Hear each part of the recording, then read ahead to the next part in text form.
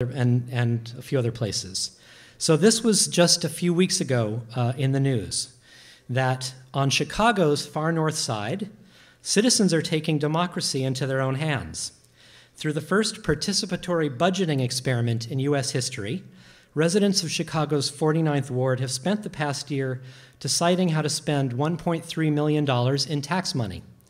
Over 1,600 community members stepped up to decide on improvements for their neighborhoods, showing how participatory budgeting can pave the way for a new kind of grassroots democracy.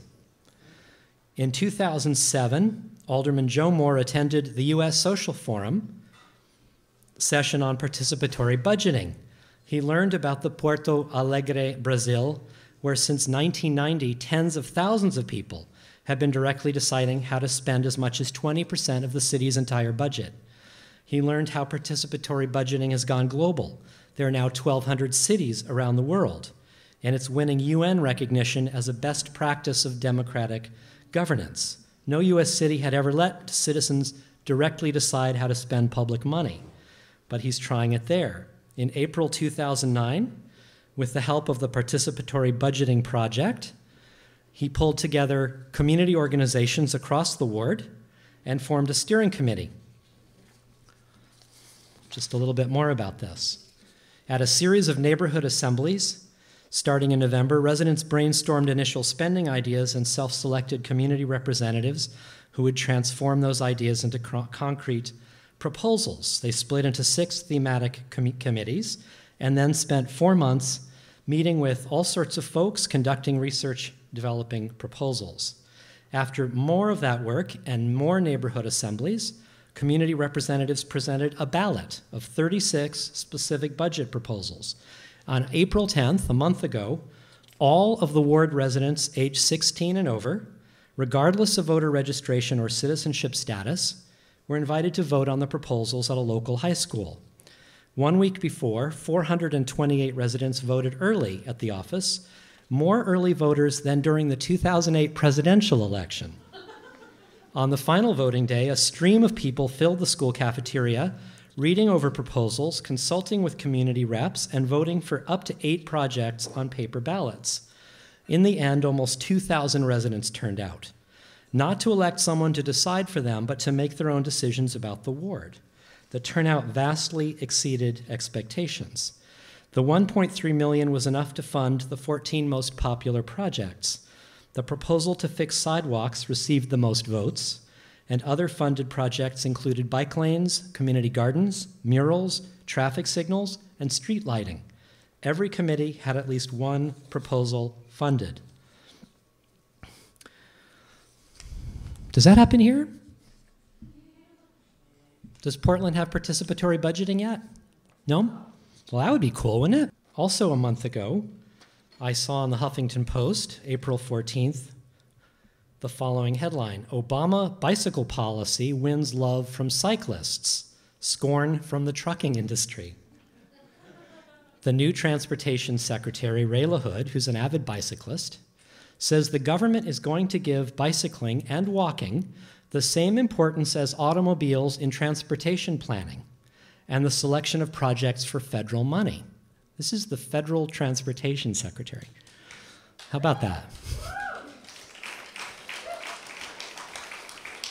Quote, "This is the end of favoring motorized transportation at the expense of non-motorized." One congressman suggested LaHood was on drugs. The National Association of Manufacturers blog called the policy, quote, "dumb and irresponsible." LaHood's pedal parody is nonsensical for a modern industrial nation, said the blog. But it's LaHood's view, quote, that the federal government should not take the position that roads and trains are real transportation and walking and biking is not. His view is it's all real transportation, and we should consider it based on what benefits it can bring for the amount of money we spend. That was his press secretary, that quote. And LaHood in an interview said, "I'm not going to apologize for any of it. I think this is what the people want." Now, doesn't it seem a little odd when a federal official actually does something that the people want? That has to change. We have to ask ourselves, in a democratic republic, quote unquote, how can it be that when a cabinet level administrator says something and orders something institutionally in law that is common sense, what the majority want, I'm guessing what they want, that we are stunned? And again, what would it look like if we started reframing who we are in relation to these issues and started understanding that what we want needs to be as quickly as possible what we get? That's very, very important. Now, I just read Earth Policy Institute has a 10-year, 80% cut in carbon emissions strategy that they've been pushing. And one of the paragraphs in this really cool document is called A Wartime Mobilization to Stabilize Climate. So apologies for all the war imagery, but I think it's a really important thing to read to you. Cutting CO2 emissions 80% by 2020 to stabilize climate will entail a rapid mobilization of resources and an outright restructuring of the global economy. The U.S. entry into World War II offers an inspiring case study in rapid mobilization. On January 6, 1942, 1 month after the bombing of Pearl Harbor, President Franklin Delano Roosevelt used his State of the Union address to announce the country's arms production goals. The U.S., he said, was planning to produce 45,000 tanks, 60,000 planes, 20,000 anti-aircraft guns, 6 million tons of merchant shipping. He added, "Let no man say it cannot be done." From early 1942 through the end of 1944, there were essentially no cars produced in the United States.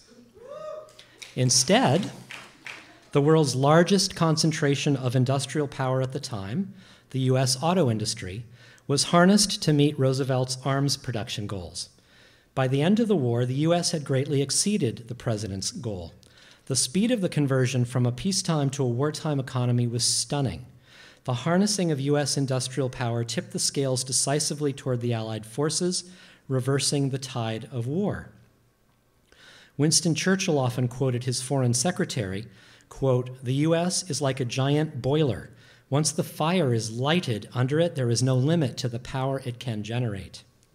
The restructuring of the U.S. industrial economy within a matter of months demonstrates that a country, and indeed the world, can fundamentally transform the energy economy if convinced of the need to do so.